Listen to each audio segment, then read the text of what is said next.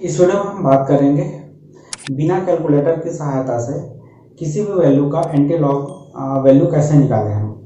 जैसे कि आप सभी को पता ही होगा, अगर फिजिकल केमिस्ट्री सॉल्व कर रहे हैं हम, उस पर न्यूमेरिकल प्रॉब्लम आता है। कई एक जगह ऐसा प्रॉब्लम आता है जैसे कि हम थर्मोडायनेमिक कॉन्सेप्ट में अगर बात करें या केमिकल इक्विलिब्रियम कॉन्सेप्ट में बात करें, तो वहाँ पर लॉग और एंटी लॉग ये वैल्यू आपको निकालना मस्ट हो जाता है, वो भी बिना कैलकुलेटर का। बहुत सारे हैं, जैसे कि केमिस्ट्री का जो ज़्यादातर एग्जाम है उसमें बिना कैलकुलेटर ही आपको प्रॉब्लम सॉल्व करना होता है। तो इसी प्रॉब्लम को कैसे सॉल्व किया जाए, अगर कहीं पर एंटी लॉग वैल्यू निकालना पड़े आपको या लॉग वैल्यू निकालना पड़े, लॉग वैल्यू के लिए मैं दूसरा वीडियो बनाऊंगा। इस वीडियो में हम बात करेंगे एंटी लॉग बिना कैलकुलेटर से कैसे निकालना है, और वो भी फटाफट। जैसे कि ज़्यादा से ज़्यादा आपको 1 मिनट के अंदर ही किसी भी वैल्यू का एंटी लॉग वैल्यू कैसे फाइंड आउट करना है आपको।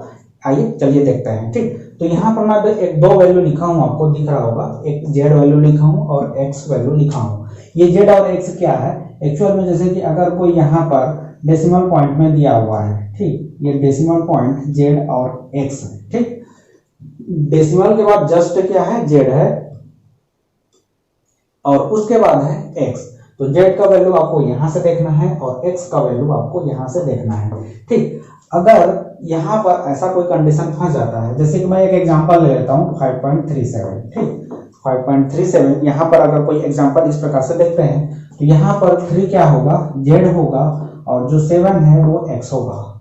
यदि आपको इसके बाद अगर और कुछ दिया हुआ हो, इस प्रकार से अगर कोई वैल्यू मिलता है आपको, तो हम क्या करेंगे, सिर्फ 2 डिजिट तक ही लेना है। और 2 डिजिट हम कैसे बनाएंगे, ये जो थर्ड डिजिट होता है, थर्ड डिजिट, इस पर आपको गौर करना पड़ेगा। यदि ये 5 से ऊपर है, जैसे कि 6, 7, 8, 9 है, तो ये सेकंड डिजिट में एक आगे बढ़ा देना। जैसे कि यहाँ पर मान लेता हूं मैं 537, और ये मिलता अगर ये 621 कुछ इस प्रकार से होता, तो ये थर्ड डिजिट आपका 6 है, जो कि 5 से ज्यादा है, तो इसमें मैं एक डिजिट बढ़ाऊंगा और इसको लिखूंगा मैं 38। ठीक, यदि 5 या 5 से कम है तो आप जैसा है वैसा ही रखिए और इसको सीधा सीधा इग्नोर कर दीजिए। इस प्रकार से आपको इसको सॉल्व करना है। ठीक, अब आते हैं ये सॉल्व कैसे करना है। ठीक, तो जेड के लिए एक वैल्यू यहां पर मैं दिया हूं। अगर जेड का वैल्यू 0.1 है तो 1.3 लेना है। आपको इसको याद रखना ही पड़ेगा। ये 3 वैल्यू है और यहाँ पर ये 3-4 वैल्यू है, इसको याद रखिएगा, बहुत इजी है। 1.3, फिर वहां से 0.3 आगे गया मैं, 0.6 हो गया। यहाँ पर 0.1 को मैं 2 बार लिखा हूँ, 0.2 ना लिख के क्या लिखा हूँ, अगर इसको सॉल्व करेंगे तो 0.2 मिलेगा। आप 0.2 लिखना चाहे तो 0.2 लिख सकते हैं, या तो 1 लिखना है, 2 को एक बार लिख सकते हैं। ठीक, तो 1.6 और 0.3 अगर मिलता है तो आपको लेना है इसके लिए 2.02 लेना है। ठीक, 0.1 जेड का वैल्यू बता रहा हूं मैं, ये जो फर्स्ट डिजिट है डेसिमल के बाद वाला, उसके लिए आपको ये वैल्यू लेना है। एक्स जो कि सेकंड डिजिट है, उसके लिए अगर ये 0 से 2 के बीच में आता है तो आपको लेना है 1.05। ऑलमोस्ट क्या लेना है आपको 1 ही लेना पड़ेगा।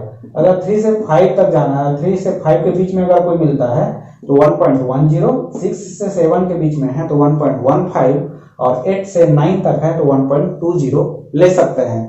तो आपका आंसर जो है वो लगभग एकदम एक्यूरेट तो नहीं आएगा, लेकिन लगभग आप आंसर के बहुत ही करीब में रहेंगे।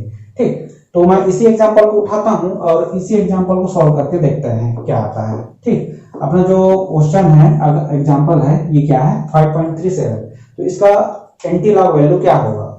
ये जनरली आपको किस फॉर्म में लिखा हुआ मिलेगा, जैसे कि ये दिया हुआ है लॉग और यहाँ पर x, और उसके बराबर मिलता है आपको 5.37, तो x का वैल्यू क्या होगा, यही रहेगा ना एंटी लॉग। इसी को हम समझते हैं। x इज इक्वल टू हम क्या लेंगे, एंटी लॉग ऑफ 5.37 इस फॉर्म पर आपको मिलता है, तो यहीं पर आपको एंटी लॉग निकालना होता है। ठीक, तो इसको कैसे निकाला जाए, तो ये 5.37 है। अब मैं इसको देखते हुए चलिएगा कैसे सॉल्व कर रहा हूं। सबसे पहले ये जो है, जो डेसिमल से पहले का है, इंटीजर है, ये कहां चला जाता है, सीधा सीधा पावर में चला जाता है, 10 टू द पावर में, 10 टू द पावर 5। ठीक, इसका प्रॉब्लम सॉल्व हो गया। दूसरा, अब यहां पर जो आ रहा है इसके लिए हम सॉल्व क्या कैसे करेंगे, ये 0.3 ये किससे रिलेटेड है, जेड से, और ये 0.7 जो है ये रिलेटेड है एक्स से, यहाँ से। ठीक, तो जेड को हम देखिए यहाँ पर 3 और 7 है, तो 3 के लिए सीधा सीधा क्या वैल्यू हम लेंगे, यहाँ से 3 के लिए क्या मिलता है अपने को, यहाँ पर लेना है आपको 2, और 7 के लिए आपको x से वैल्यू लेना है, 6 और 7 के बीच में क्या है 1.15 है, तो यहाँ पर आ जाएगा 1.15, और सबको आपस में गुणा कर लेना है। ठीक, सबको आपस में क्या करना पड़ेगा, आपको गुणा करना पड़ेगा। तो इसको हम सॉल्व कर लेंगे तो यह मिल जाएगा आपको,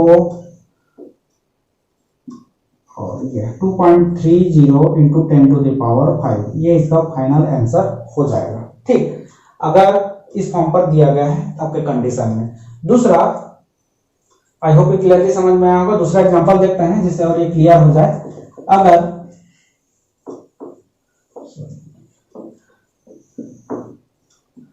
अगर मान लेते हैं कोई दूसरा एग्जांपल ले लेते हैं, जैसे कि 4.73 या ले लेते हैं 52 ले लेते हैं। ठीक, जो भी मिले यहाँ पर देखते हैं, और यहाँ पर लगा देता हूं मैं माइनस। तो इस प्रॉब्लम को कैसे सॉल्व करेंगे। ठीक, तो ये अगर माइनस फॉर्म पर है तो ये सीधा सीधा 4 को उठा के 10 टू द पावर में आपको अब नहीं डालना है। अगर ये पॉजिटिव में रहता, प्लस में रहता, तो सीधा सीधा आप उठा के यहाँ पर डाल देते हैं। अगर यदि ये निगेटिव में है तो इसके लिए हम क्या करेंगे, मैं क्या करता हूँ, यहाँ पर ये -4 लिखा, और यहाँ पर मैं -1 और +1 को और ऐड यहाँ पर इंसर्ट कर देता हूँ, जोड़ देता हूँ। तो यहाँ पर -1 और +1 मिलकर क्या हो जाएगा 0, मतलब इस वैल्यू पर कोई इफेक्ट अब नहीं डालने वाला। ठीक, फिर उसके बाद यहाँ पर क्या है 0.52। ठीक, ये 0.52 ये भी किस में रहेगा, माइनस में रहने वाला है ना, क्योंकि माइनस से है तो ये आ जाएगा -0.52।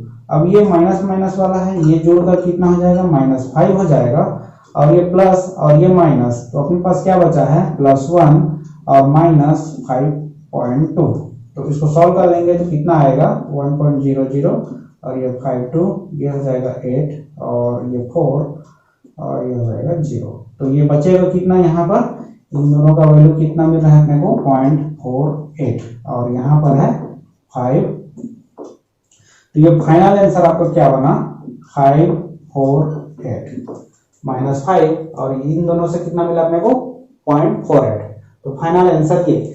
अब यहाँ से अपने को जो पहले सॉल्व किए थे वैसा सॉल्व करना है। ठीक, तो ये सीधा सीधा कहाँ चला जाएगा, पावर में चला जाएगा। ये हो गया 10 टू द पावर -5 इंटू, और ये 0.4 का वैल्यू अपने को कहाँ से लेना है, 0.4 का वैल्यू तो अपने को नहीं है पता, तो हम क्या करेंगे, इसको तोड़ देते हैं। ये हो जाएगा 0.3 प्लस 0.1, इस प्रकार से लिख सकते हैं 0.3 और 0.1, ये मिलाकर क्या हो गया 0.4।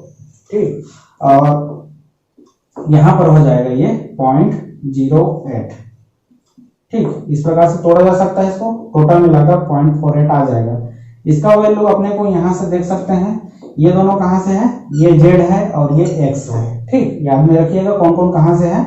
ये 0.3 का वैल्यू अपने को मिलेगा 2 इंटू 0.1 का वैल्यू यहां से देख सकते हैं 1.3, और ये 0.08 जो कि है x वैल्यू। ठीक, x में 8 का वैल्यू क्या है 1.2 है, और इनटू यहाँ पर अपने को मिला ही है 10 टू द पावर -5। ठीक, ये इसका फाइनल आंसर होगा। इसको सॉल्व कर लेते हैं तो ये कितना हो जाएगा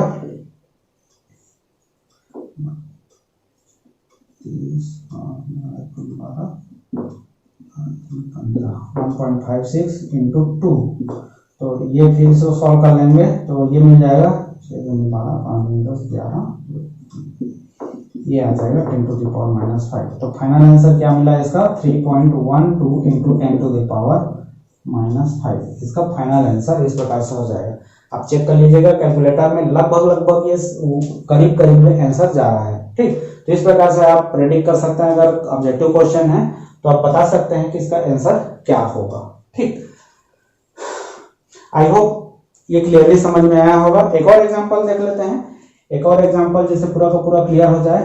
अब एक और ले लेते हैं 6.4872। ठीक, इस प्रकार से एक और एग्जांपल ले लेते हैं। एक और एग्जांपल देखते हैं 7.428 7। ठीक, ये क्या आता है इसका आंसर, एंटी लॉग वैल्यू देखते हैं। तो इसको सीधा सीधा ये प्लस में है तो इसमें कोई भी तामझाम करने की अपने को जरूरत नहीं है। ये आ जाएगा सीधा सीधा 10 टू द पावर में 10 टू द पावर 7 हो जाएगा। और यहाँ पर देखते हैं तो पहले इसको सॉल्व कर लेते हैं। ठीक, यहाँ पर देखते हैं 2 डिजिट से ज्यादा है तो हम क्या करेंगे, यहाँ पर जो थर्ड डिजिट है ये 5 से ज्यादा है तो सेकंड डिजिट में हम एक आगे कर देंगे तो ये हो जाएगा 7.43, कुछ इस प्रकार से हो जाएगा।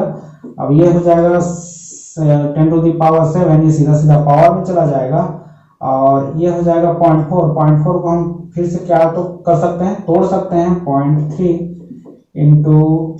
प्लस 0.1 और प्लस 0.3 में। ठीक, ये दोनों जेड वैल्यू मतलब यहां से लेना है और ये एक्स वैल्यू इसको यहां से लेना है। तो यहां पर इसको सॉल्व कर लेंगे तो ये आ जाएगा ये 3 के लिए हो जाएगा 2 और 1 के लिए क्या हो जाएगा 1.3 और ये 0.03 मतलब 3 के लिए क्या यहां से लेना है अपने को 1.10 से। ठीक, इस प्रकार से इसको सॉल्व कर लेंगे तो इसका जो फाइनल आंसर अपने को मिल जाएगा। आई होप ये वीडियो क्लियरली समझ में आया होगा। अगर कहीं कोई दिक्कत होता है तो कमेंट बॉक्स पर जरूर कमेंट कीजिए। Thanks for watching.